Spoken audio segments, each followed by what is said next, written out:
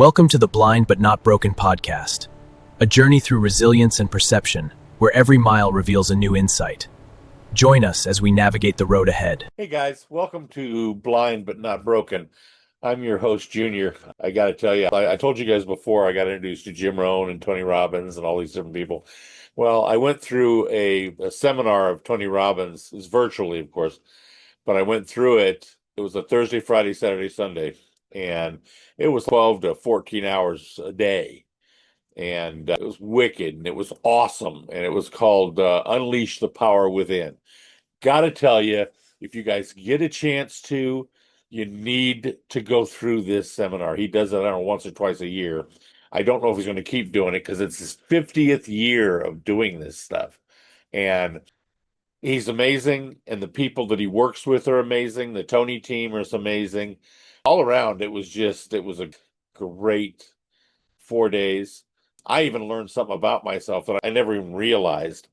I never realized that I never realized how much stuff I was hanging on to from my childhood and letting it get in my way. I didn't realize all the different ways I was letting things get in my way. It was amazing.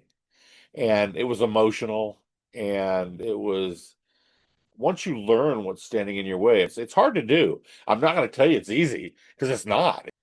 It's amazingly hard, but it's so worth it. The things that you figure out about yourself and about how you treat others and how you do different things. I was amazed because I've always tried to be, since I started my journey, I've tried to be the best possible human I could. Didn't realize how much I was holding myself back and how I was making it so much harder than it had to be. It didn't have to be that hard. And I didn't realize it, of course, because as humans, we tend to blow sunshine up our own butts a lot. And a lot. It's part of the human condition. We don't want to believe that we're not perfect. We don't want to believe that we're not right. It's like everything else. It's like I found this out a long time ago. If you can convince somebody that it's their idea, no matter what it is, they will fight to the death to prove it right because it's their idea. Some people call it manipulation. I don't. I just look at it to where if you know how people think, then you can make changes for good within them or have them make changes for good within themselves by helping them think that it's their idea to make the change. Because if you just walk up, like you talk to a friend, you're talking to a friend or whatever, and you say, you really pissed off in the car and stuff like that. No, I don't do that. I don't know what you're talking about. They don't want to believe that there's something, and it's also the way you approach it. Because if you approach it, well, you get pissed off in the car, you're accusing them of something. Instead of coming at it from a different angle, for instance, I used to get pissed off in a car and somebody flipped me off, I'd follow them home and I'd beat their butts. And you've made it about you. You were the one that did this. Now, 3 days from now, they're going to be thinking about that conversation. The possibility is they're going to be thinking about the conversation. They're going to be going, wow, I do that too. Shit. What the hell? And it's like all of a sudden it's their mind doing it. You just planted a seed like anything else. And doing that, planting those seeds, is how we create change, because people are going to be people. People are going to be stubborn. They're going to argue with you because they want to argue with you, because they want to be right. And if you plant seeds and make it about you instead of accusing them, you say something of, well, this is something I do and I'm changing that, then they're going to think about that and go, well, he's changing that. And if they're ready to do it, they're going to do it. If they're not going to do it, I got a friend. Call her my funny little friend. She is a magnificent woman. Her husband is a magnificent man. Love them both to death. But she is her own worst enemy. She will say, I know I need to do such and such. For instance, one of the big things, she was starting to look really gray and starting to just not look good. And didn't have any energy, and she laid around a lot. And and this is a fairly active woman. And she wasn't getting proper nutrition. And back when we owned the nutrition club here in town, we were telling her, you get the proper nutrition, here's how you do it, blah. We explained how to do it. I didn't realize back then, explaining her how to do it, she went and did it for a little while and she started looking really good. All of a sudden her color came back and all this different stuff. But then, of course, she went off on her own, did her own thing. And she went right back to being sluggish and being pissed off and being all this stuff. And then she would talk to me about whatever. And I would tell her, well, personal development's a big thing in my life. And this is what I'm doing. And this is how I do it, yada. And she would say, I got to do that. Never do it, but she'd say, that's what I got to do. And that's how a lot of people are when you talk to them. They're like, whatever. My brother Kirby, when I was doing the Tony Robbins thing, he said, how did he put it? Tony Baloney. That's what he calls him. Because he doesn't want to change. Kirby does not want to change. Kirby, I love Kirby. I would do anything for Kirby. But he doesn't want to change. And he wants to live his life, wants to do his own thing, wants to drink his beer, wants to drink his whiskey, wants to do whatever he wants to do and work with his leather, and that's it. And for me, I'm trying to always better myself because I've realized that that's something that's huge. If you want things to change, you have to change. If you want things to get better, you have to get better. I am trying to get better, hence this podcast. I'm trying to get better. I just put an application in for guide dogs are $50,000. And I just don't have that kind of money. I just don't. I worked my whole life, and my business manager stole a lot of money from me back in the day. But you don't blame her. I blame me. I should have been keeping more an eye on things and et cetera. It's my fault. Whatever goes on, I always believe that now. I don't care what it is. If somebody gets drunk and hits a pole outside and I get left with no electricity, the way I look at it is it's my fault. Why is it my fault? How can you do that? How is it your fault? Well, here's why it's my fault. It's my fault because of the fact that if I had had a generator sitting here, the minute the electricity went off, generator kicks in, I still have power. So therefore, I didn't get the generator, my fault. That's how I look at it. And it's like people go, well, not everybody's going to look at it like that. Most people aren't. 99 and 9/10% of people aren't. But that's also why those 99 and 9/10% of people have a problem with successful people, wealthy people, whether it be in life, whether it be in business, whether it be in financial. They have a problem with, the 1%, they rip everybody off. No, they just better themselves and do the right things and get with the right people to where they can take it to the next level. We're not willing to do that. And that's why we're stuck in this pattern of around and round in a circle. If you do the same thing over and over again and expect a different outcome, that's literally the definition of insanity, because it's insane. It's not going to change unless you change. If you take the same way to work every single day, you're going to see the same buildings, etc. Every once in a while, their building may get torn down. Oh, wow, something new. I remember when I used to drive, when I drove a truck, at one point I drove locally for about a year. And I was over the road for 22 years, but I drove locally for about a year. And when I did this, I was hauling steel. And I would haul from Tucson to Phoenix, and then I would come back at night. What I was doing is they'd load my truck up, and I would take it up really early in the morning and go the same way every time, because in Phoenix, you couldn't have, say, an oversized load or that kind of thing before a certain time in the morning. So what I would do is I'd go up through the reservation and I'd be sitting at the Phoenix line, literally, when it was whatever, 6 o'clock or whatever, when I could go in and I'd help tie up the iron. And then I would go back to Tucson and dock the trailer, and they would load it back up with iron, and I would take it home and I would go back up the next morning. Well, every day I went the same way.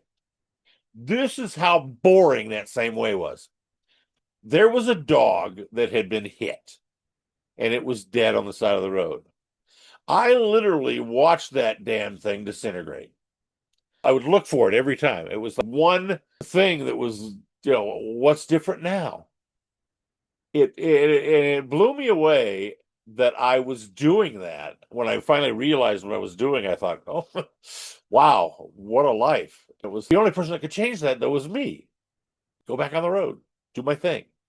And it was amazing when I realized that I was the only one that could change that, and that I wanted to see the world, and I wanted to, well, the United States. And I wanted to do things nobody else had done. I wanted to drive on the ice roads. I wanted to drive on the ocean. I got a chance to do all of that, and I loved it. I had a ball trucking. I did. I had a ball truck. And if they laid me over or whatever, people were like, well, they laid me over here, bro. I had my fishing pole and my hibachi with me. They laid me over. I figured I would go get a 3-day license, and I would figure out where to fish at. And I would fish, and I would go to the truck stop and have all this fish, and I'd put it on the hibachi, and guys would come all over from the truck stop to eat fresh fish, and they'd bring, they happen to have, be beers or Cokes or whatever. They'd bring stuff. They'd bring oranges. Everybody'd bring a bunch of stuff. It was amazing. Truck stops. Sometimes the truck stops would have their barbecues, and they'd let us use those. But it was like, made the best out of it. I never really looked at the fact of, poor pitiful me. I'm sitting in a place where I don't know. I would figure out different things that I could do. And if there was an amusement park or like Six Flags or something like that around, oh, forget about it. That's where I was. I was a gigantic kid. I'd play video games all day and do things. Anytime I laid over, that's the kind of stuff I would do. I would fish. I would go to amusement parks. And I had the time of my life. Now, I'm blind now, but I have also many memories. I did more in a year when I was trucking than most people do in their whole lives. And that's just reality. That is a reality statement. But well, you can't say that about it. Yes, I can, because it's true. Most people, die within 5 miles of where they were born. It's look at things to where the way I'm doing that. I was born in Okinawa, Japan. My mother was a wave, and Navy, a woman in the Navy. Anyway, used to be. I don't know if it still is. But point is that it's like the black sheep. I went out and I did my thing, and I had a ball, and I had fun, and I did all kinds of cool things, and I got to hunt in a lot of different states. I got thrown out of Cabela's for fishing in the fish tank. The old Cabela's, the very first Cabela's, before they had all these ones around the country, the old Cabela's, they had this. It was in Nebraska, and it was this warehouse looking thing, and I delivered one day there, and as I went in there, I realized I'd never been in one. I went into there, and it used to be you could only get Cabela's stuff through mail. It was the mail order. They got these magazines, and you call it the wish book and stuff. Anyway, I was at Cabela's, and they had this gigantic fish tank, and it was open air. It was in the middle of the damn thing, and it was awesome. And as I walked by it, this bass was sitting on the side. It was just kind of me as I'm walking, and I stop, and it would stop, and I thought, really? Gave me the idea. It's a bass, and it's following me. And I thought, you know what? I'm in Cabela's. They got fishing rods. They got all this different stuff. So I grabbed a fishing rod. I had some line. Had some stuff. I put a lure on it, and they had a ladder sitting right next to the edge of this tank. And I guess they were feeding or cleaning or whatever. Anyway, I walked up the ladder and I casted the line, and by God, I caught that puppy. Walked on the top of the water. It was awesome. I loved it. They didn't. They didn't love it at all. They kicked me out of that place. Well, I went back years later, and they actually let me in. It was funny because that was back before everybody had the camera phones and all that kind of crap. And it was like, didn't have, I don't think, there weren't even cell phones back then. And, I just dated myself, didn't I?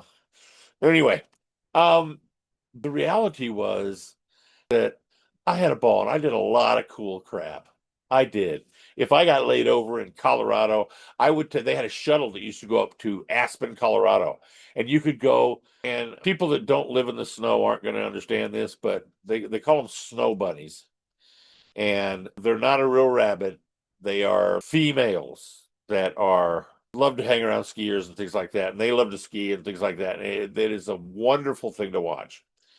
And you could go up there and do that. This is back before everybody started canceling everybody. You could go up there and you could sit in the restaurant up there in Aspen at one of the ski resorts, and you could watch snow bunnies come down the mountain, and it was awesome. You could watch them learn how to ski. You could watch all kinds of different stuff. It was awesome. and you could ride the lift up, and they even had things. Some of them had toboggan things where you could actually go down, and they had toboggan runs. And if you don't know what a toboggan is, remember what I said before in one of my other videos: research is king. Anyway, but as I was saying, I did a lot during that, so I don't look at. I always kind of did pretty good being blind in my attitude, but taking this seminar just took me to the next level of what I was thinking about different things. Always kind of the ant theory, to where something gets in my way, I figure out a way around it or over it or under it or whatever, but I don't let it stop me. And I didn't realize I needed to take it to the next level of ant theory. If I want things, I've got to really go after them like a boxer goes after them, like a fly goes after poop. Couldn't fit that boxer analogy in there. But anyway, hence the poop. But it just boils down to, I recommend, if you get the chance, not if you get the chance, you will have the chance. If you go to TonyRobbins.com, Tony Robbins, it's called Unleash the Power Within. There are many different things that you can do, many different seminars you can attend. And the reason I love Tony Robbins so much is that he guarantees stuff in writing. He's got one that's the way he looks at it is he's got one that's a business mastery, and it puts a bunch of stuff, business mastery, personal, all kinds of stuff together. And it's like a $10,000 course, but the reality is it's more like a $44,000 course, but you can do it for $10,000. But he guarantees you in writing, if you don't double or triple, at least double or triple your business, if you own your own business by a year after that, then he'll give you your money back. Nobody else gives you your money back like that. That is amazing that they do that. And so he puts his money where his mouth is. And I understand why he does it, because he figures, like I said before, you got to be willing and got to be ready to take action with what you're being told. And he knows that if you're willing to put 10 grand down on it, you're going to listen to what he's saying. And so he's going to have major success, and he knows it, which is super smart. And I said, you got people like my brother Kirby that are like, he would rather just drink his beer and do his own thing, and just doesn't care. And art to him. That's who he is. I love him for who he is. I want to go places. And the one thing about Kirby is I know that he'll still be around. Even if I get really successful, he'll still be there. He's still my brother. He's not going anywhere, which is nice.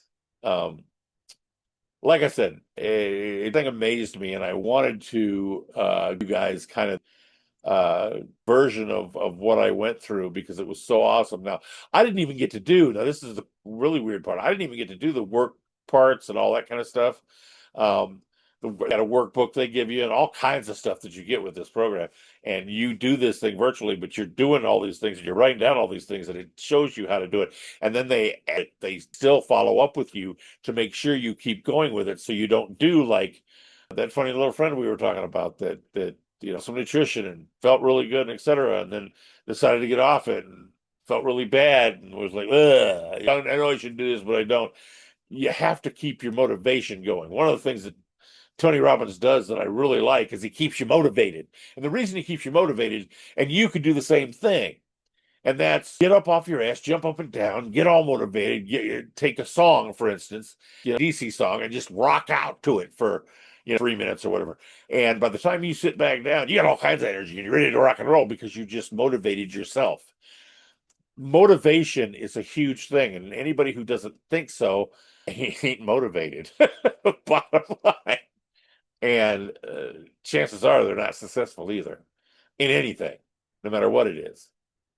You have to motivate yourself. If you motivate yourself for your personal life, for instance, and tell that significant other that you love them, whoever it is.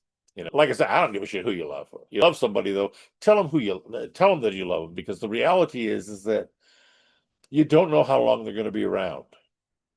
Like my brother Kirby, every time I hang up with somebody I care about, the last thing I say to them, I don't say goodbye, I say I love you, because that's the last thing that they'll hear if anything happens to them before things run. He passed away, and nobody thought he was good. He just put out a video of himself working out stuff. Man was 86 years old, and he was in shape, and he was awesome. But it happens to us all. But you don't have to stay fearful, oh, I'm going to die, and then everybody's going to die. That's just the way it is. But it depends on what you do with it now. It's like, I would have known, like everybody says, I would have known now, or known years ago what I know now. I'd be a multi-billionaire. I'd be happy. Now, I'm happy, don't get me wrong, but I want to change lives. This is what this is all about. And the way to do that is by sharing these different things and et cetera. It's like Kirby. I'm going to interview Kirby for this podcast because of the fact that he rock and rolls when it comes to his leather and stuff. Doesn't matter. He's just going to keep doing it. He's going to keep ant theory going on. And he's living proof of the ant theory. And I love that. And I want that. I want to show people that there are lots of people out there doing this stuff. And it's like, you can do this. Everybody can do this. Anybody can do this. You have to open up your eyes. You do a little research. It's like with applying for a dog, because everybody, including my doctor, is telling me I should apply for a guide dog. So I applied for one. But they're, like I said, they're 50 grand. Well, I'm applying to this one, and who knows? I've got a over the phone interview with one of the gals. That we'll see how it fits. And it could be, it's usually 1 to 2 years before you get placed with a dog, but I have to fly myself over to California if I get accepted for a month, and they take care of all the housing, all the food, everything. They take care of everything for me. And it's in Palm Springs. It's a really nice place, apparently. And Palm Springs, of course it is. But that application was literally like, honestly, if I'd have gotten the choice of filling out the application or sliding my glass door, slamming it in the sliding glass door, I'd wonder how long I'd be in the hospital with the sliding glass door, because filling it out was a real pain. But I did it. I did it with the help of AI, but I did it, and it was like, and I'm glad I did it, because if I can get a dog and it gives me more mobility and gives me, so I don't have to depend on somebody else, I can depend on the dog to make sure I'm not running into traffic, then it's a good thing. But like I said, it's all about, what are you willing to do? How much do you want it? How bad do you want it? I was told once by a multi-billionaire, self-made multi-billionaire, that if you want something as bad as you want to breathe, there's nothing that can stand in your way. And I do believe that. I believe that some people, I've watched people that have wanted it. I've watched people that have, Enrique Carrillo, I about him. He's wonderful. He, and 18 years ago, about the time I started with everything, he's with Herbalife. And now the man is one of their top producers. I mean, huge team, and he's only 40 years old, and he's awesome. He's a wonderful man, and I have a rude thing to say about the man. And I love him to death. But I have a lot of different people like that know. But again, I don't play well with others, and I really couldn't do what he does because of the fact that he is such a people person. I want to help others, but I don't want to deal with a lot of people. But I'm going to when I get the what is it? The Roadcaster Pro 2. I keep putting that in my head. Roadcaster Pro 2. I need that to be able to do live and to be able to take calls and that kind of thing, because then I can use AI to answer the phone, put it through this thing, and it will give it everything at the fingertips. It'll give me everything I need. But that one thing alone, just that one thing, is like $900. It's ridiculous. But I'm going to get it because I'm going to take the podcast to the next level when I can. I'm just going to keep rocking it until then. And those of you who stick with me, more power to you. You send me messages and stuff. I will answer them. I'm trying like crazy to figure out where to do that. I'm still learning with the comments and stuff because I have to have AI read it to me. But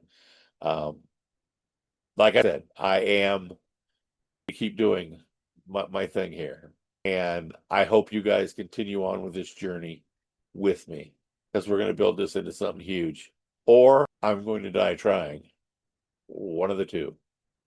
Anyway, thank you for listening. Again, you get a chance. Tony Robbins, Jim Rohn, that's Rohn, Les Brown, Zig Ziglar, all these different guys are amazing and worth listening to. And will, if you listen to them and do what they say, wonderful things will happen in your life. Just bottom line. Doesn't matter how many bad things happen, you'll be able to overcome them. Anyway, thanks for listening. I appreciate you being here. I hope you choose to make this your best day ever, because it is a choice, and you have that choice every day that ends in Y. Believe it. Love you guys.